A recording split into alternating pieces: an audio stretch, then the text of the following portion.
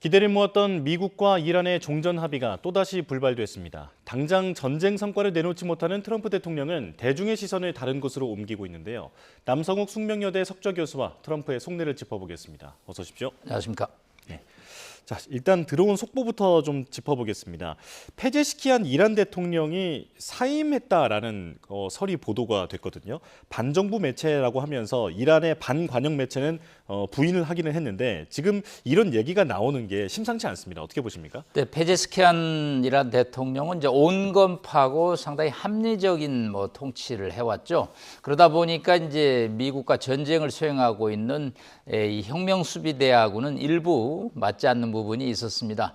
마지막에 이제 휴전 협상을 둘러싸고 좀 이견이 있는 것으로 보입니다.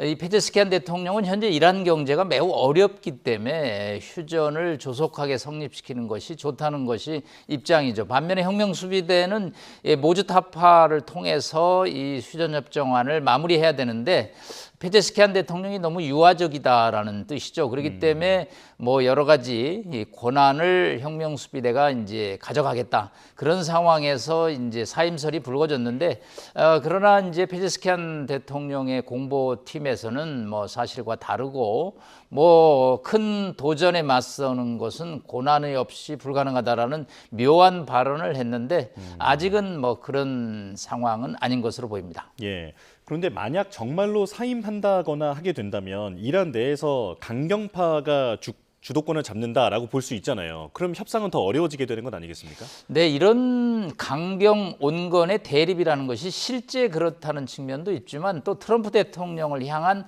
하나의 굿캅, 배드캅, 좋은 경찰, 나쁜 경찰 입장의 역할 분담 측면도 좀 있습니다. 사실은 지금 트럼프 대통령이 협상안을 퇴짜 놓고 지금 테헤란으로 다시 보냈다라는 뉴스가 나오는 상황에서 그러면 이란이 이거를 받으면 이란이 물러서는 거기 때문에 이란 역시 이런 트럼프 대통령의 역제안을 받을 수 없다. 그렇기 때문에 이란 혁명수비대가 이렇게 강경하다. 협상에 나서고 있는 갈리파프를 비롯한 페제스키안 이런 분들 입장에서는 이래서 협상이 우리가 트럼프 대통령의 역제안을 수용할 수 없다. 그렇게 또 주장할 수 있는 근거도 되기 때문에 약간은 형식적인 어떤 트럼프와의 협상 전략 기술적인 측면도 분명히 있다고 봅니다. 이 또한 전략으로 볼 수 있다라는 말씀이신데요. 이번에 기대를 모았던 종전 합의안 결국엔 또다시 불발됐습니다. 걸림돌이 된 가장 큰 부분이 뭐라고 보십니까? 돈 문제라고 봅니다. 이제 핵 문제, 즉 3대 문제라고 그러는데 호르무즈해협의 자유 통항, 그다음에 고농축 우라늄의 해외 반출 내지 폐기, 그다음에 이란의 영원한 핵 보유 금지가 이제 세 가지인데 사실은 지금 이란의 가장 관심사는 250억 달러에서 300억 달러에 다루는 이란의 동결 자산의 해제입니다. 사실은 핵 문제는 추가로 협상을 해야 될 문제이기 때문에 당장 현안의 문제는 아니죠. 자, 이게 이제 호르무즈해협의 자유통항의 어떤 맞대응, 매칭 조건이죠. 트럼프 대통령 입장에서는 동결 자산을 풀어주었는데 핵 문제를 풀지 못했다라는 그런 또 미국 내 어떤 상원 하원의 또 의원들의 반발이 있거든요. 이러려고 전쟁했느냐. 그렇기 때문에 이제 이 250억 달러의 동결 자산을 어떤 조건 하에서 풀어주느냐가 트럼프 대통령의 최대의 고민이고 이란은 가능한 한 양보를 덜하면서 돈을 확보해야지 지금 테헤란 경제가 상당히 어렵기 때문에 긴급 돈줄 확보가 중요하다고 볼 수 있겠습니다. 예, 그렇다면 핵무기 문제는 어느 정도 좀 접근을 했다라고 볼 수 있을까요?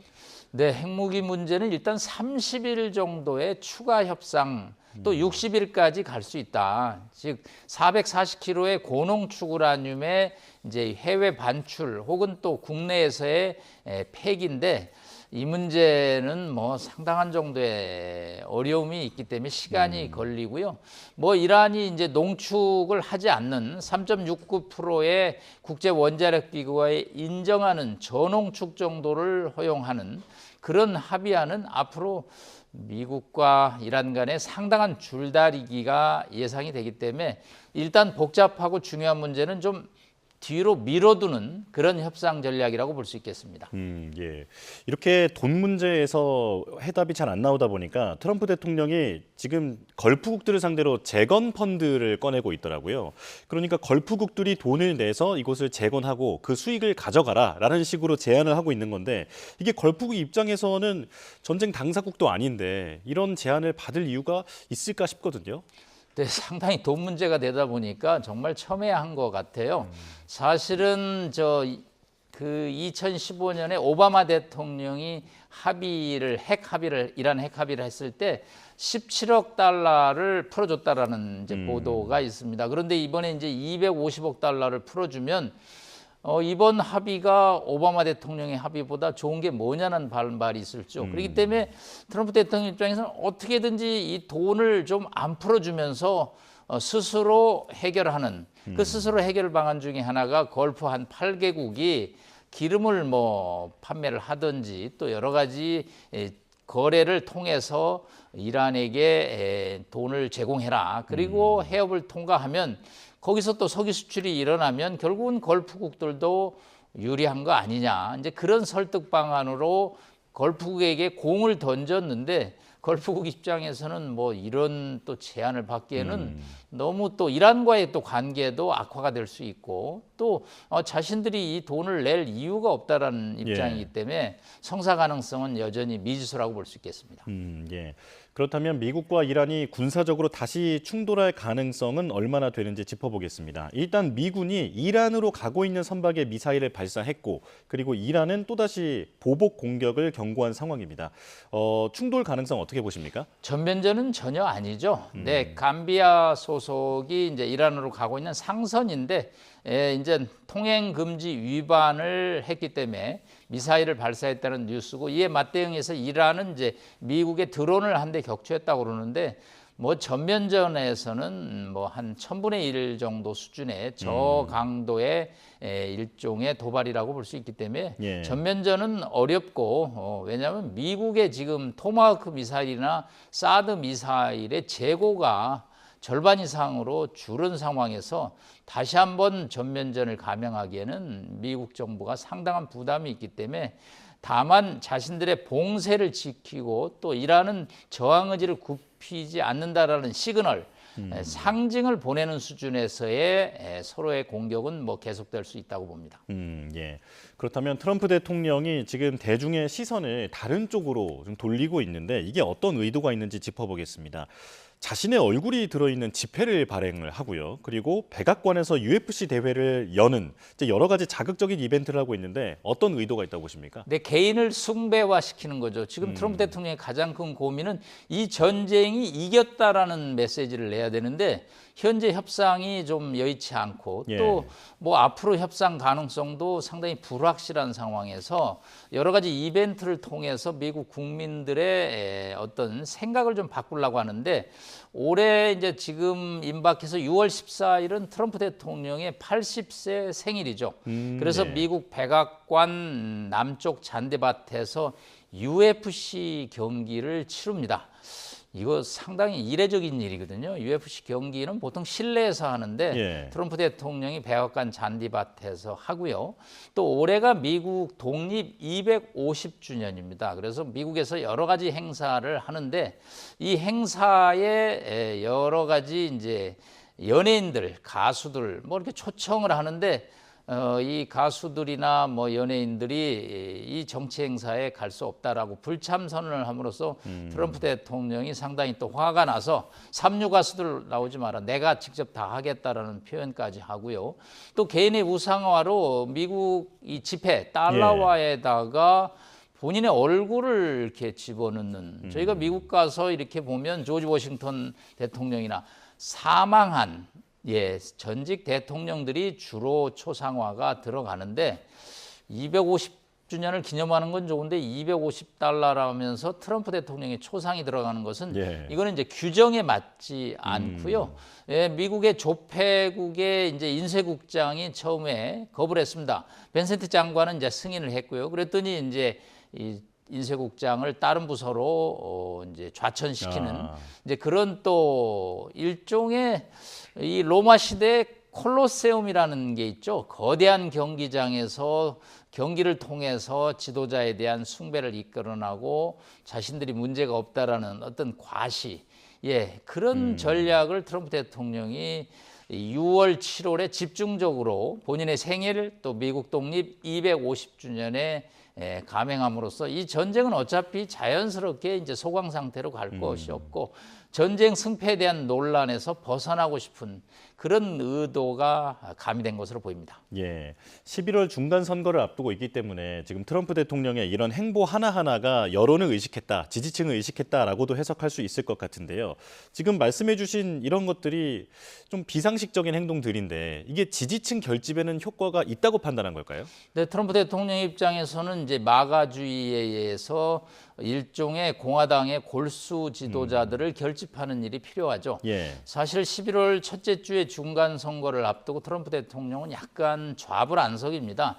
지금 상원은 100석 중에 53대 한 47 정도가 돼 있고요. 하원은 217대 한 213 정도 돼 있는데 한 서너 석만 민주당이 더 확보를 하면 상하 양원이 민주당 다수당으로 갔고 트럼프 대통령이 매일 얘기하는 내가 탄핵당할지도 모른다. 그런 이제 어떤 선전선동을 하는 과정에서 자신들의 골수 지지층을 결집하는 이벤트를 하는데 사실은 일부 이제 뭐 출마자들 또 트럼프 대통령을 비판했던 분들을 트럼프 대통령이 끝까지 이제 좀 이렇게 응징을 한다고 그럴까요?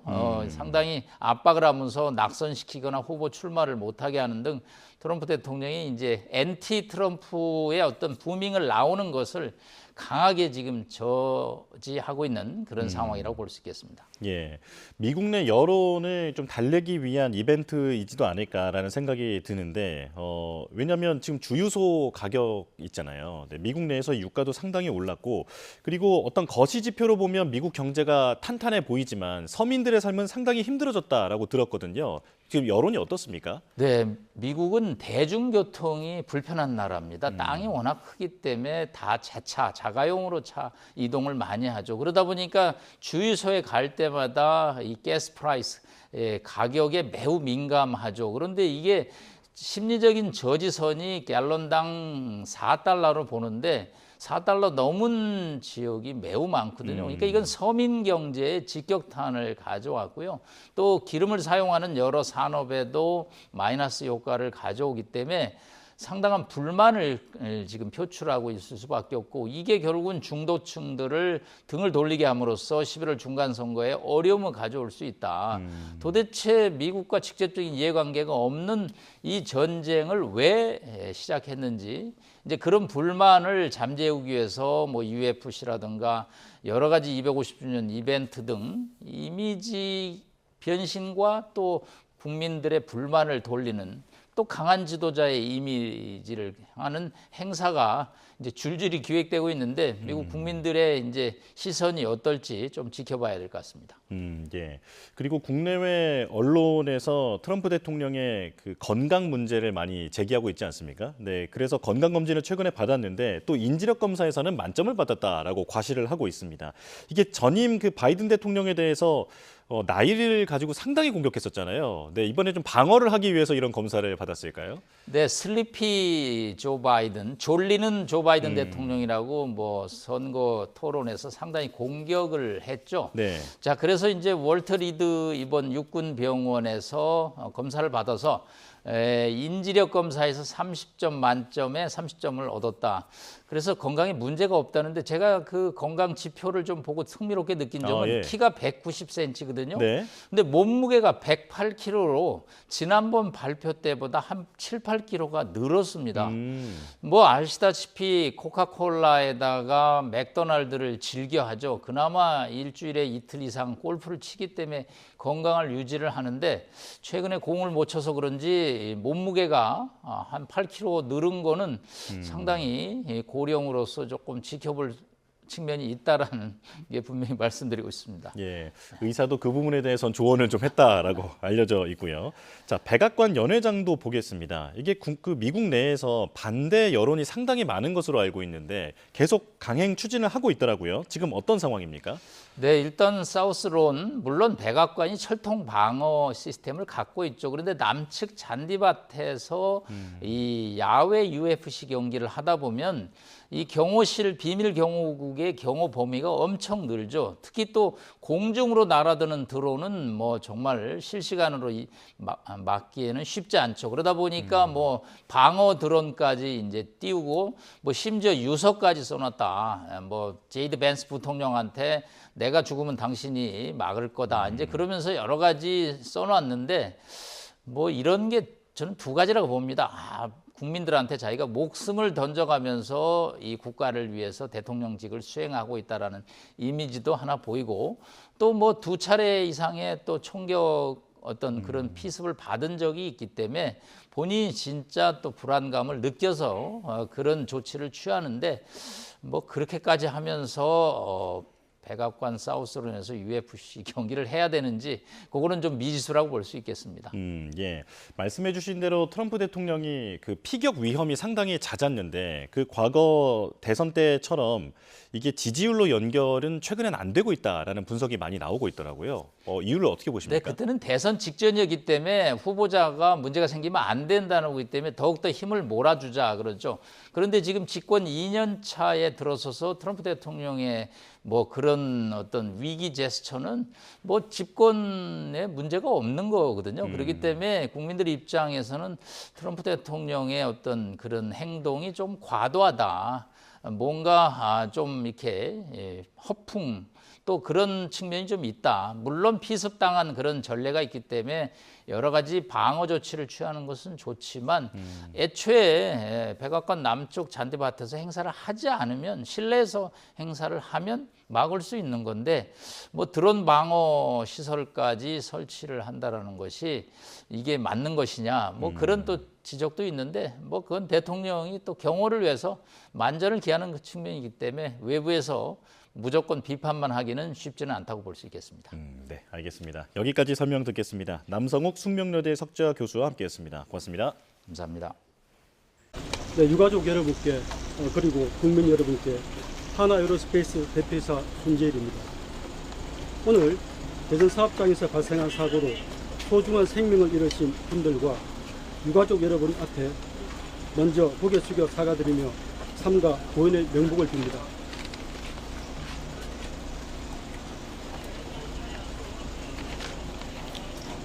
무엇보다 안전해야 할 일터에서 일하시던 분들의 생명을 지키지 못했습니다. 회사의 대표이사로서 이번 사고에 대해 무거운 책임을 통감합니다. 어떤 말씀으로도 가족을 잃으신 슬픔을 위로해 드릴 수 없다는 것을 잘 알기에 더욱 송구하고 참담한 마음입니다. 지금 저를 비롯해 회사는 유가족 여러분께서 곁에서 필요한 모든 지원을 다하고 부상을 입으신 분들의 치료와 회복을 끝까지 책임지겠습니다. 또한 관계 당국의 조사에도 적극적으로 협조하여 사고의 원인을 명확히 규명하겠습니다. 그리고 이번 사고를 무겁게 새겨 같은 일이 다시는 되풀이되지 않도록 회사의 안전체계를 근본부터 다시 점검하고 바로잡겠습니다. 다시 한번 돌아가신 분들의 명복을 빌며 유가족 여러분께 진심으로 사죄드립니다. 이 사고로 깊은 우려를 끼쳐드린 지역 주민과 국민 여러분께도 고개 숙여 사과드립니다.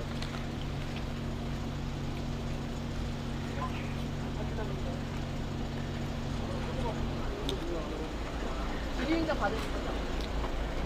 네, 사고 원인을 앞에 보고 얘기해 주세요.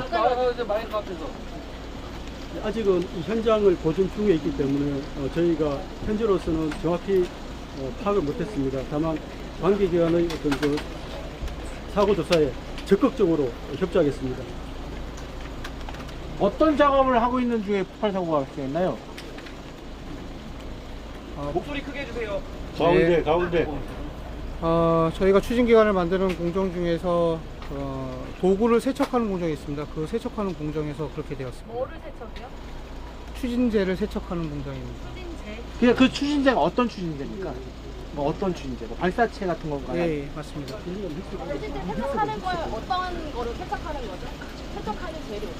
세척하는 재료요? 예, 화약 제품을 지금 세척하는 짧게 말씀해 주세요. 저희 전문가가 아니기 때문에 네. 이 과정이 어떤 과정인지 구체적으로 네, 카메라 쪽 보고 말씀해 주십시오.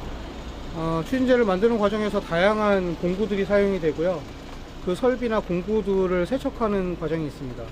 그 과정 중에서 화약이 묻어 있고요. 그 화약을 정리하고 세척하는 과정이 있는데 그 공정 내에서 사고가 일어난 것으로 추정하고 있습니다. 로켓의 추진체라는 말씀이신 건가요? 네, 맞습니다. 사고 현장에는 방염복이나 아니면 차단벽 같은 게 되어 있었나요? 지금 되어 있는 곳도 있고 일부 격리되어서 운전하고 있는 곳도 있는데 정확하게 어느 구석에서 사고가 일어난 건지에 대해서는 현장을 확인해 봐야지 알 것 같습니다. 원래도 세척하는 작업이 위험한 작업이었나요? 현재는 위험한 작업으로 인식하고 있지는 않았습니다. 대개 화약은 물에 닿으면은 위험성이 사라지는데 물로 세척하는 공정이기 때문에 크게 위험하다고 판단하지 않았는데 어떤 이유에서인지 정확하게 원인을 다시 파악해서 말씀드릴 수 있도록 하겠습니다. 기존에도 이렇게 세척 작업들은 아무 이상 없이 잘 진행이 됐던 거죠? 네, 맞습니다. 위험성이 낮은 공정이라고 판단을 하고 계시는데 폭발이 일어날 수 있는 가능성이 어떤 걸로 추정해요? 지금으로서는 저도 추정하기가 좀 어렵고요. 확인되는 대로 다시 말씀드릴 수 있도록 하겠습니다. 현장을 가봐야지 알 수 있을 것 같습니다. 그 폭발이 발생한 작업장 내에서 정확하게 어떤 작업들, 어떤 작업들이 진행이 되는지 세척제로 치구들을 닦고 정리하는 작업입니다. 그래서 사고에 관련해 가지고선 정확한 것은 다시 말씀드리지만 현장 확인을 통해 가지고만 알려드릴 수 있을 것 같습니다. 그러니까 그 작업장은 세척 공정만을 위한 작업장입니다. 예, 맞습니다. 세척은 물로 하나요? 뭐 어떤 용제가 들어가나요? 물과 우리 속칭 얘기하는 그 세제와 같은 성분들이 있어가지고 그 성분을 통해 가지고 세척을 합니다. 7명 모두 뭐 다 연구원이었던 건가요? 연구원은 아니고 현장에서 근로하시는 분들이십니다. 세척은 자동화가 되어 있는 건가요? 자동화? 완전 자동화는 아닙니다. 직원들의 소속이나 이런 정확히 밝혀주세요. 소속이 생산팀 소속입니다. 제가 한화 에어로스페이스. 오디오가 겹쳐서 다시 한번 설명해 주세요. 네, 말씀하시죠. 그 직원들 한화 에어로스페이스 대전사업장 소속입니다. 다 정규직 직원들인 거죠? 일부 계약직이 계약직 비율이 어떻게 되나요? 2명 정도로 지금 파악하고 있습니다. 계약직 분들은 혹시 그러면 작업이 어떤 작업 하셨는지 확인이 될까요? 당일 해당 시간에 어떤 작업을 했는지는 추후 파악해서 말씀드리도록 하겠습니다. 현황자분이 계약직이 있나요? 예, 2분 계신 걸로 알고 있습니다. 계약직 2명 다 이쪽 2명 다 사망하신 거죠? 네, 그렇게 알고 있습니다. 그분들은 입사하신 지 얼마나 2년 이내로 알고 있습니다. 연령대는 어떻게 돼요? 20대 후반. 20대 후반인데 나머지 사망자분 연령 분포이 50대가 2분 계시고요. 한 분은 30대 정도. 스타벅스가 오늘부터 선불카드 잔액을 조건 없이 환불해주고 있습니다. 네, 오늘 14일까지 한도는 200만 원까지입니다. 오동건 기자 연결해서 자세한 소식 들어보겠습니다. 오동건 기자. 네, 경제부입니다. 네, 자세한 소식 전해주시죠. 스타벅스 코리아는 오늘부터 14일까지 2주 동안 선불카드 잔액 전액 환불을 진행합니다. 5.18 탱크데이 행사로 불매운동 소비자들의 환불 요구가 커진 데 따른 것입니다. 기존 스타벅스 선불카드는 신유형 상품권 표준약관 환불 기준을 준용해 액면가의 60% 이상을, 만 원 이하는 80% 이상을 써야 잔액 환불이 가능했습니다. 하지만 소비자들의 불만에 신세계그룹은 지난달 26일 정영진 회장의 대국민 사과 직후 조건 없는 환불을 발표했습니다. 말이 아닌 행동으로 실질적인 변화를 만들어내서 국민 여러분의 신뢰를 다시 얻을 수 있도록 처음부터 다시 시작하겠습니다. 환불은 모바일 앱과 오프라인 매장에서 진행됩니다. 선불 충전금은 모바일 앱에서 신청하면 7영업일 이내 지정 계좌로 입금됩니다. 최대 200만 원까지 환불을 받을 수 있습니다. 스타벅스 선불 충전금 규모는 4천억 원대입니다. 앱에 등록되지 않은 무기명 실물 선불카드는 매장에서 현금으로 되돌려 받을 수 있습니다. 이번 파문으로 스타벅스 결제 금액은 지난 18일부터 일주일간 26% 정도 감소한 것으로 추정이 됐는데요. 사과를 끝이 아닌 시작으로 삼겠다는 정 회장의 말처럼 추가 신뢰 회복 조치가 나올지 관심입니다. YTN 오동건입니다. 네, 지난해 이른바 깐보 회동으로 큰 화제를 모았던 젠슨 황 엔비디아 최고 경영자가 이번 주에 다시 한국을 찾습니다. SK와 현대차, LG 등 국내 주요 그룹 총수들과 회동 가능성이 거론되면서 협력 기대감이 커지고 있습니다. 손효정 기자입니다. 지난해 10월 서울 강남의 한 치킨집. 젠슨 황 엔비디아 최고 경영자와 이재용 삼성전자 회장, 정의선 현대차그룹 회장이 맥주잔에 부딪힙니다. 엔비디아와 국내 주요 기업의 협력은 물론 이들의 파격적인 회동 자체도 큰 관심을 모았습니다. This is the best way to enjoy Chimek. Yeah, of course. Wow. Yeah, this is fantastic. Welcome back.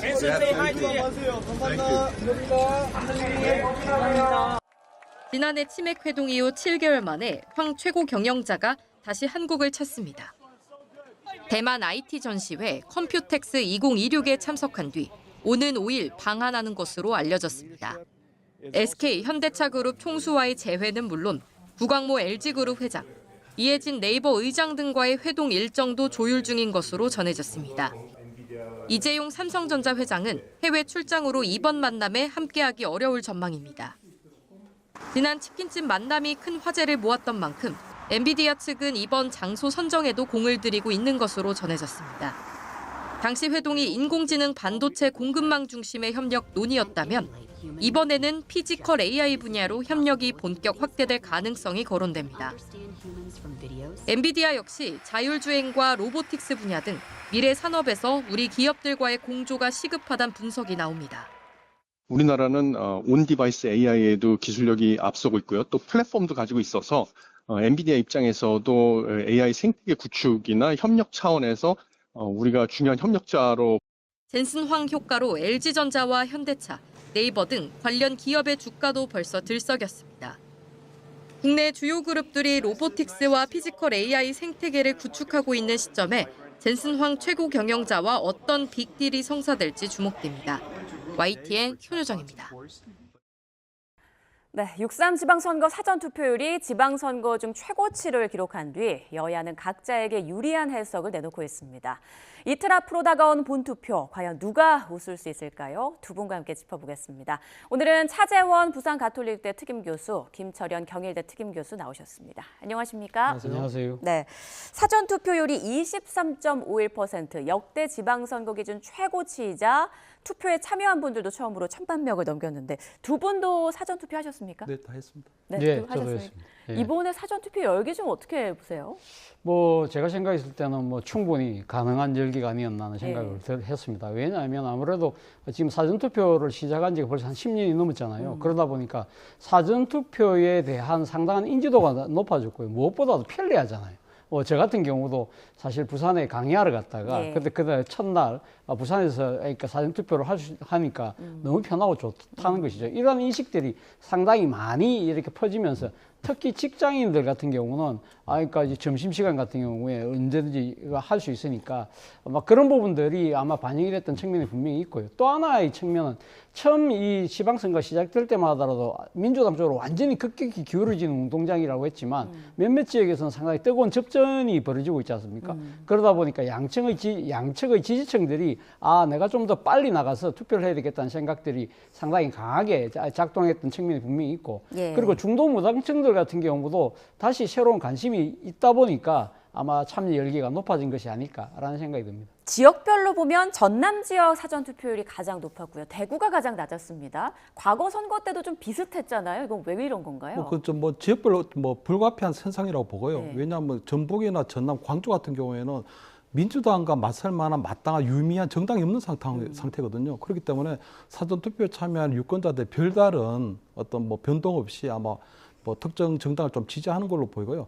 대구 같은 경우에는 과거에 뭐 부정선거론에 대한 그런 여러 가지 뭐 이 기피하는 현상도 좀 있지만 이번 같은 경우에는 김부겸 후보가 생각보다 굉장히 지금 이 분전하고 있는 상황이기 때문에 그런 것들에 대한 대구 유권자들의 어떤 뭐 이 고민들도 좀 반영되어 있지 않을까. 다만 저는 이번에 사전 투표를 보면 사전 투표의 어떤 특징이 있거든요. 예. 그렇다면 사전 투표를 하고 난 다음에 3일 또는 4일 뒤에 본투표가 이루어지는데 그 사이에 후보자가 어떠한 변동이 생기다고 하더라도 나는 지금의 후보를 지지하겠다고 하는 부분이 있기 때문에 그런 부분에 있어서는 사전 투표라고 하는 부분들이 방금 교수님께서 얘기하신 것도 있지만 적어도 진영의 결집 상황을 만들어졌다는 걸로 보이는 거거든요. 다만 그 국민의힘이 텃밭이 보면 서울 같은 경우에는 강남 서초 송파 강남 3구고 대구인데 여기에 어떤 투표가 굉장히 낮았거든요. 그렇다는 건 여전히 사전 투표를 기피하고 있는 보수 유권자들의 특징도 있지만 적어도 지금 보수 성향의 유권자들이 생각보다 사전투표에 응한 건 아니다. 그렇다면 사전투표율이 좀 올라갔다는 것은 결국 민주당 지지하는 성향들이 조금 더 많이 사전투표에 응한 게 아닌가 이렇게 좀 추론할 수 있지 않을까 이렇게 보입니다. 네, 이번 사전투표 열기 14곳에서 치러지는 재보궐선거의 영향이 컸다라는 분석도 나오고 있습니다. 그 재보선 지역 최종 사전투표율이 24.12%로 전국 평균보다 조금 더 높았는데 지역별로 보니까 부산과 부산 북갑과 경기 하남이 평균보다 높게 나왔더라고요. 네. 그런데 평택, 을이 많이 낮았어요. 네. 이건 왜 이런 걸까요? 일단 뭐 부산 북갑 같은 경우는 이번 지방선거에 신스틸리를 넘어서 거의 주연급으로 발돋움했잖아요. 예. 그러다 보니까 그 지역의 유권자들도 상당한 관심을 갖고 빨리 표심을 결정하는 측면이 분명히 있다는 것이고요. 반면에 지금 그 평택, 을 같은 경우는 제일 낮았다고 하는데요.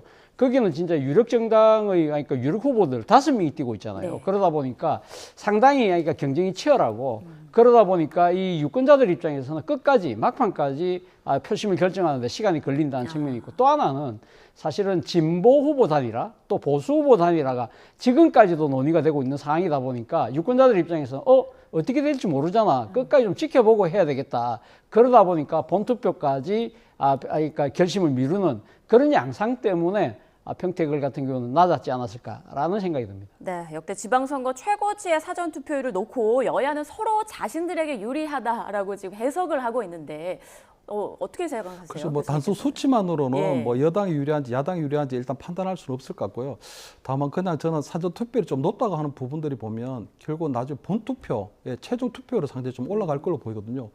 과거에도 보면 사전투표율 다음에 한 2.5배 정도로 곱하면 최종 투표율이 결정이 됐는데 이번 같은 경우에도 한 23.5% 정도의 어떤 지방선거 사상 조금 굉장히 높은 투표를 보였다면 최종 투표는 한 50대 중반 정도로 나오지 않을까 이렇게 정도 경향성을 좀 예측할 수 있을 걸로 보이고요.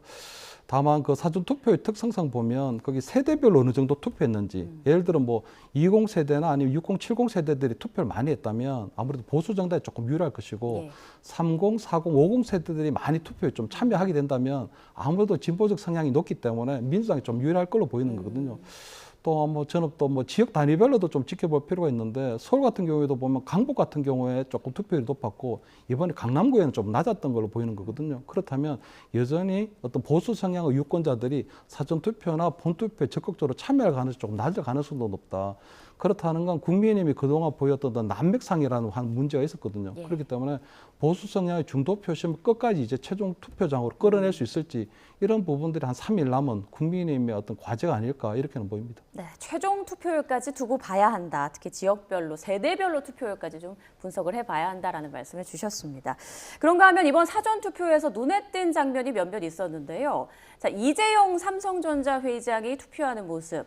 이례적으로 언론에 포착됐다고 하던데 뭐 그동안 투표를 안 한 건 아닐 테고 이례적인 언론 포착 이건 어떤 의미일까요? 뭐 언론 보도를 보면요. 사실 뭐 이 삼성에서 그러니까 이재용 회장의 투표를 미리 그러니까 밝혔다기보다는 그 투표장 스케치 같은 언론에 우연히 포착을 됐다고 하는데 그래도 거기에 갸웃거리지는 부분이 지금 화면에 나오고 있습니다만 소위 말하는 정치 중립적인 복장을 하고 있잖아요. 그러니까 넥타이도 안 매고 그리고 또 상당히 또 지금 그러니까 양복 색깔도 상당히 그러니까 정치적 색깔이 거의 드러나지 않는 것이거든요.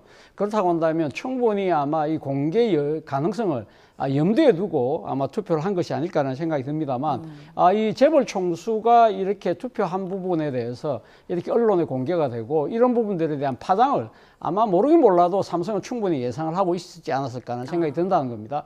결국 지금 이재용 그 회장이 보여주고 있는 나름대로 의도라는 것은 삼성이 지금 삼성전자 같은 경우는 지금 우리 주주 구성수를 보면 약 우리 국민 일반 국민의 한 450만 명이 지금 포함되어 있잖아요. 그렇다면 전체 유권자의 한 10분의 1이 들어가 있는 셈인데 말 그대로 국민 기업이고 그리고 이번 삼성전자의 파업을 둘러싼 상당한 논란이 국가적으로도 상당한 이슈였잖아요. 말 그대로 삼성전자의 사회적 책임을 다하겠다는 것을 이 투표 행위를 통해서 나름대로 보여준 하나의 장면이 아닐까라는 생각이 듭니다. 네. 자, 그리고 또 하나 이슈를 넘어서 논란이 된 부분이 있었죠. 이재명 대통령이 사전투표를 했던 그 상황. 그러니까 도장이 반밖에 안 찍혔는데 괜찮냐면서 기표소 밖으로 나온 건데 문제가 된 건 투표용지를 들고 나왔다는 이 부분이잖아요. 그렇게 되면 저는 이제 굉장히 교묘하고 지능적인 선거 개입이라고 볼 수밖에 없는 부분이 있거든요. 물론 당시에 어떤 투표 관료원이 그 투표용지를 보지를 못했고 또 중앙선관위에서는 유권 해석상 전혀 문제 없다고 얘기를 하고 있지만 아무래도 대통령 같은 경우에는 지금 굉장히 여러 번의 선거를 치렀고 투표도 굉장히 오랫동안 해왔을 텐데 저 부분을 굳이 나와서 할 필요는 없었다고 보이거든요. 다만 대통령이 저기 전달하려고 하는 메시지는 분명했던 것 같아요. 결국은 반틈밖에 찍지 않게 되면 이것이 무효표가 될 수도 있는데 대통령조차도 한 표밖에 행사를 할 수 없기 때문에 대통령조차도 이 한 표가 무효표가 돼서는 안 된다고 하는 그렇기 때문에 대통령도 이렇게 적극적으로 투표에 참여하고 특정 정당에 대해서 찍고 있으니 나를 좋아하고 또 민주당 지지자들도 절대로 투표 포기하지 말고 투표 참여하라고 하는 은연중에 굉장히 우회적으로 민주당 지지자들의 어떤 투표 참여라든가 이런 것들을 권하고 있는 상황으로 보이는 거거든요. 그렇기 때문에 저는 그런 부분에 상당히 조금 문제 있는 걸로 보이고 특히 대통령 같은 경우는 지금 투표 관련해서도 굉장히 메시지가 많이 나오고 있거든요.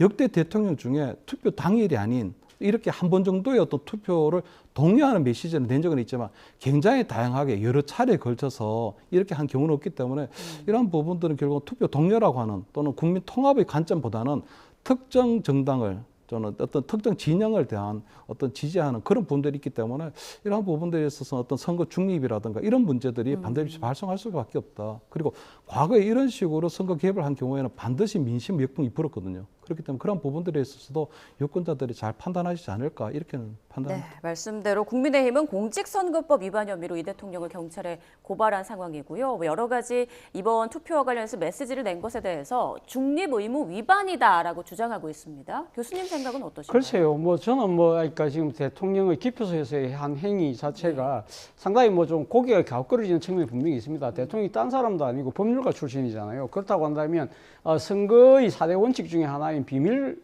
유지 원칙을 좀 파기한 거 아니냐? 그런 식의 이야기가 충분히 나올 수 있는 것이죠. 앵커께서 말씀하셨듯이 만약에 그러니까 이 지금 문제가 있었다고 생각하면 그러니까 투표 용지를 놔두놓고 몸만 빠져나와서 물어볼 수도 있는 건데 용지를 들고 나와서 이야기했다는 부분 자체가 상당한 논란을 일으킬 수밖에 없는 것인데요.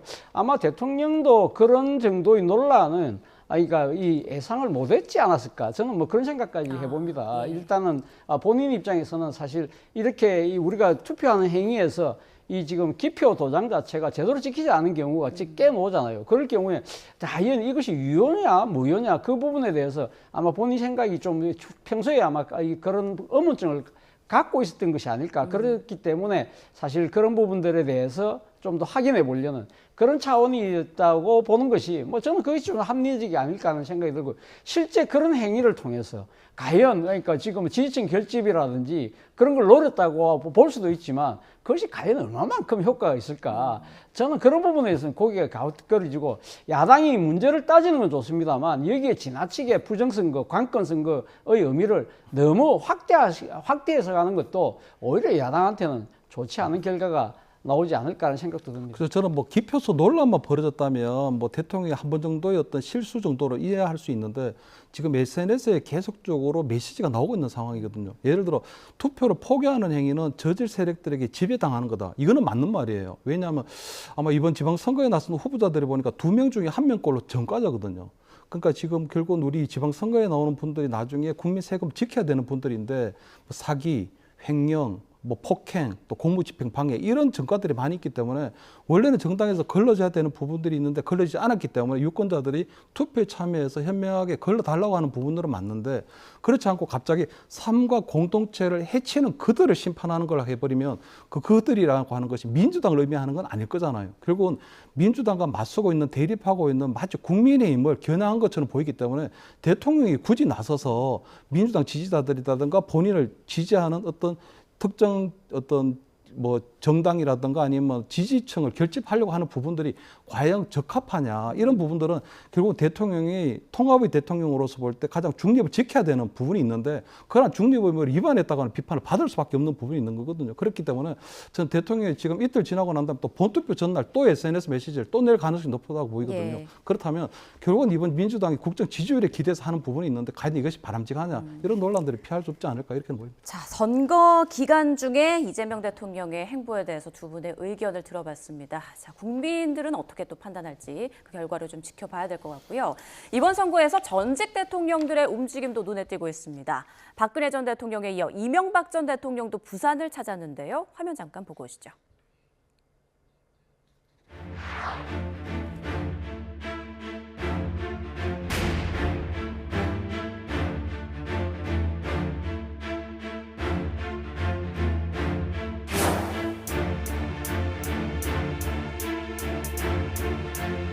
여러분 내가 서울시장에 있다는 거 알죠? 서울시장을 하면서 느낀 것은 시장은 일 잘하는 시장이 필요한 거예요. 말로 하는 정치가 필요한 것이 아니고 정말 일하는 시장 뽑아야 부산이 발전할 수 있습니다.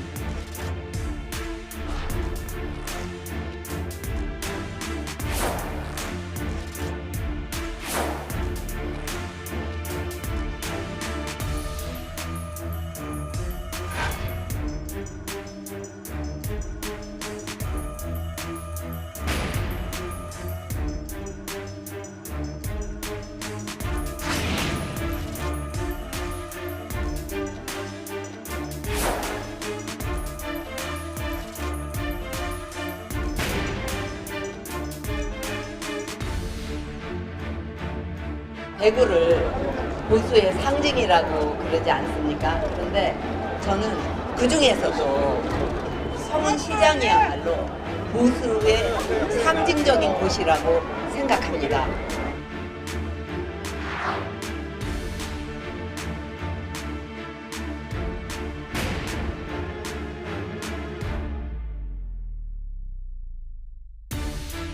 지금이 어느 절이라고 윤, 이, 박, 윤이박이 지금 돌아다니고 있습니다. 새 전직 대통령의 공통점은 감옥에 있거나 감옥 갔다 왔거나 감옥 3인방.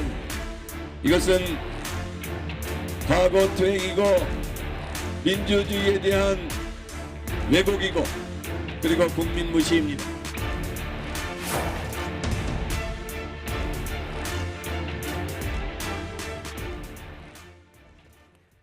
네, 이명박 전 대통령은 부산을 찾아 부산 돼지국밥을 맛있게 먹는 모습을 보여줬고요. 이번 선거 기간 중 처음으로 마이크를 직접 잡기도 했습니다. 또 박근혜 전 대통령은 대구 서문시장을 또 한 번 찾았는데 전직 대통령들의 이런 행보 표심에 어느 정도 영향을 미칠 거라고 보세요? 일단 뭐 지금 국민의힘에서는 상당히 반색을 하고 있는 것 같아요. 사실 앞서도 제가 말씀드렸습니다만 이번 지방선거가 상당히 기울어진 운동장이다. 그래서 보수 유권자들 같은 경우는 아예 투표를 포기하는 뭐 그런 양상도 빚어지고 있다는 그런 우려들이 사실 국민의힘 쪽에서 나왔었는데 전직 대통령, 특히 이 보수 정당의 출신 2명의 전직 대통령이 적극적으로 지금 나섬으로써 일종의 보수 지지층들을 재결집하는 그런 효과를 내고 있다. 그렇기 때문에 상당히 긍정적이라고 보는 것 같고요. 특히 지금 뭐 이명박, 박근혜 두 대통령은 같은 당에 있을 때 소위 말해 친이 친박으로 해서 상당한 또 갈등을 빚었잖아요. 사실 어떻게 보면 보수 분열의 뿌리를 두 분이 제공한 셈인데 이 두 분이 나섬으로써 사실은 친이 친박의 갈등도 지금 넘어서서 보수를 통합하는 측면이 있기 때문에 상당히 바람직하다. 그렇게 보시는 것 같아요. 그런데 아마 이 일반적인 국민의 눈높이에서 봤을 때 과연 그럴 수 있을까? 거기에 갸우거려진다는 것이죠. 사실 우리 한국 정치에 있어서 전직 대통령이 선거 유세의 앞장서는 그런 모습이 참 찾아보기 힘들었거든요. 그거는 그분들의 소임은 그러니까 임기중행으로 끝났다고 보는 것이 많은 국민들의 생각이라는 것이고, 특히 이 두 분의 전직 대통령은 한 분은 탄핵당해서 파면당했고 한 분은 결국은 BBK나 다스 문제 때문에 중형을 선고받았잖아요. 그런 측면에서 봤을 때 과연 이분들이 지금 이 전면에 나서는 것이 바람직해? 라고 저는 상당히 승부의 키를 쥐고 있는 중도층들이 그렇게 판단할 가능성이 높다. 그렇다고 한다면 과연 국민의힘 생각대로 플러스가 될 것이냐 부분에 대해서는 많은 국민들과 함께 저는 고개를 갸웃거릴 수밖에 없습니다. 중도층 표심에는 긍정적인 영향을 미치지 못할 것이다라는 말씀해 주셨습니다.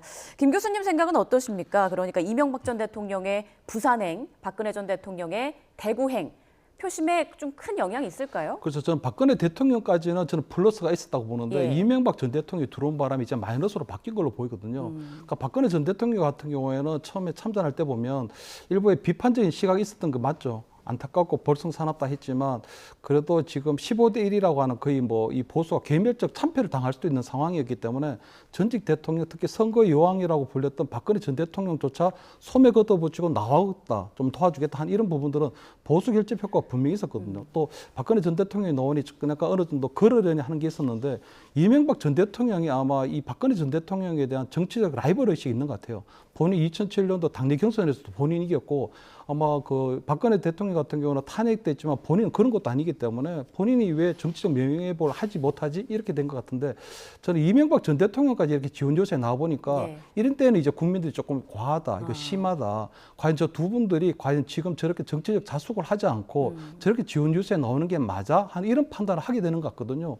그렇기 때문에 저는 대구 지역을 중심으로 한 보수층이 결집하는 데는 분명히 박근혜 전 대통령의 지원 효과가 있었는데, 이명박 전 대통령이 부산에서 이렇게 지원 유세에 나서고 서울이라든가 이런 데서 나서게 되면은 결국은 그 전직 대통령 두 분을 바라보는 중도층 또는 우리 국민들의 어떤 시선이 결코 이렇게 뭐 곱지는 않을 걸로 보이는 거거든요. 그렇게 되면 저는 박근혜 전 대통령 모르지만 이명박 전 대통령 이번에 지원 요새 참여는 좀 마이너스다. 이런 부분들은 중도 표심에 조금 부정적으로 바뀔 가능성이 높지 않을까, 뭐 이렇게 보입니다. 두 전직 대통령이 지금도 뭔가 경쟁을 하고 있다는 그렇습니다. 그런 분석이 참 흥미롭네요. 자, 이번에는 격전지 상황 조금 더 보겠습니다. 부산시장 선거 그리고 부산 북구갑 재보궐선거가 겹치면서 지금 부산의 열기가 굉장히 뜨거운데, 부산 북갑 후보들과 설전이 벌어졌습니다. 하정우 후보가 한동훈 후보의 지지자가 주민을 폭행했다라고 지적하고 나섰어요. 이거 어떤 내용인가요? 일단 뭐 그러니까 이 지금 그 하정우 후보의 주장은 이 한동훈 후보를 지지하는 유튜브가 뭐 아마 그 이 한동훈 후보에 대한 여러 가지 뭐 활동을 촬영하는 과정에서 주민들과 충돌을 하는데 그 부분이 상당히 폭행을 행사한 부분에 대해서 한동훈 후보가 정치적 책임을 져야 되는 것이 아니냐, 그런 주장을 하는 것이고, 한동훈 후보 측에서는 아니 뭐 내 개인적인 지지자들이 자기들이 행동하는 것까지 내가 어떻게 책임을 지느냐, 그 정도의 이제 시비가 있습니다만, 그만큼 이 지금 민주당 하정우 후보와 무소속 한동훈 후보 간의 선두 경쟁이 치열하다 보니까 막판까지 소위 그러니까 선거 유세를 통한 여러 가지 주민들과의 호흡하는 과정에서의 문제점들, 이런 부분들을 서로가 서로를 이렇게 날카롭게 지적할 수밖에 없는 그런 상황이지 않을까라는 생각이 듭니다. 부산 지역에서 만약 무소속 한동훈 후보가 당선될 경우 장동혁 대표의 당권이 흔들릴 거다, 기반이 많이 흔들릴 거다라는 분석 나오는데 어떻게 예상하세요? 그래서 그거는 지금 여러 가지 좀 시나리오가 있는데 대구시장의 결과에도 좀 연동이 될 것 같거든요. 만약에 대구시장 선거를 졌다, 근데 한동훈 후보 당선됐다, 그러면 한동훈 후보를 중심으로 한 보수의 세판짜기가 이루어질 가능성이 높아 보이고요.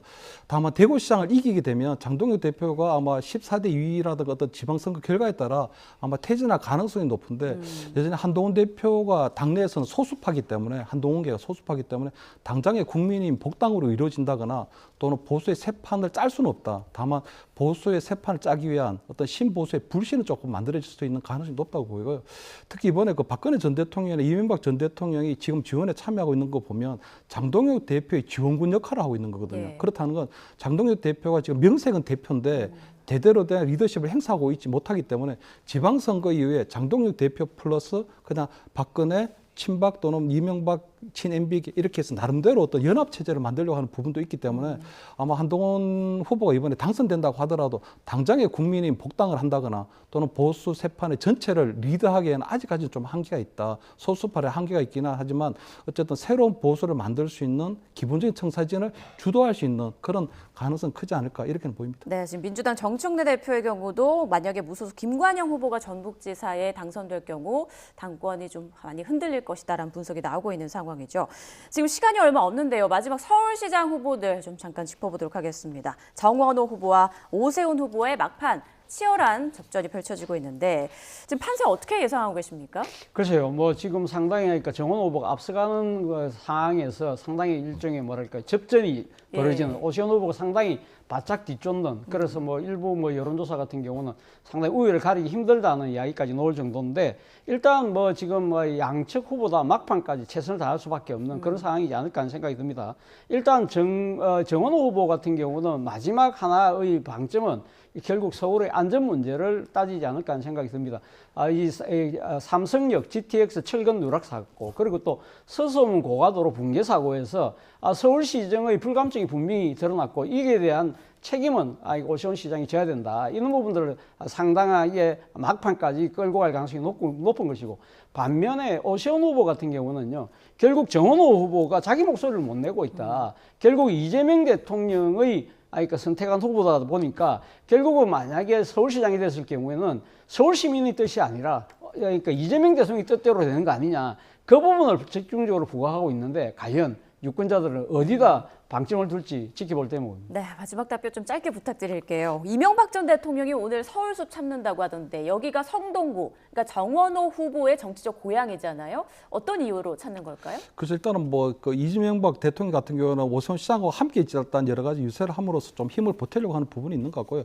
다만 그 오세훈 시장 같은 경우 지금 이번에 5번째 도전이거든요. 근데 그 중에 2010년도 재선이 가장 힘들었는데 그때 보면 0.1%로 밤에 심야에 그 결과가 바뀐 적이 있었거든요. 그렇기 때문에 저는 지금까지는 계속 흐름상으로 볼 때 뒤처지고 있지만 계속적으로 추격해 왔기 때문에 골든크로스의 가능성이 남아있다. 왜냐하면 정원호 후보가 안전 문제에 다른 문제를 하나도 제기를 못하고 있는 부분이 있거든요. 결국 오세훈 시장은 여러 가지 시행착오도 겪었고 어떤 뭐 우여곡절도 있었지만 뭔가 서울을 조금 미래형 도시로 그리고 뭐 뉴욕이라든가 아니면 런던이라든가 도쿄 시장하고 맞서는 어떤 그런 세계 10대 시장으로서 계속 비전을 보여왔다면 정원호 후보에게서는 아무런 비전이 지금 없다는 거거든요. 그것을 과연 서울 시민들 특히 우리 1,000만 서울 시민이 수장으로 서울 시민들을 선택할지 이런 부분들에 대해서는 궁금증이 의문이 남는다 이런 말씀 좀 드립니다. 자, 남은 이틀 사이 또 민심을 뒤흔들 변수가 튀어나올지 계속 좀 상황을 두고 봐야 될 것 같습니다. 지금까지 차재원 부산가톨릭대 특임교수, 김철영 경일대 특임교수와 함께했습니다. 두 분 고맙습니다.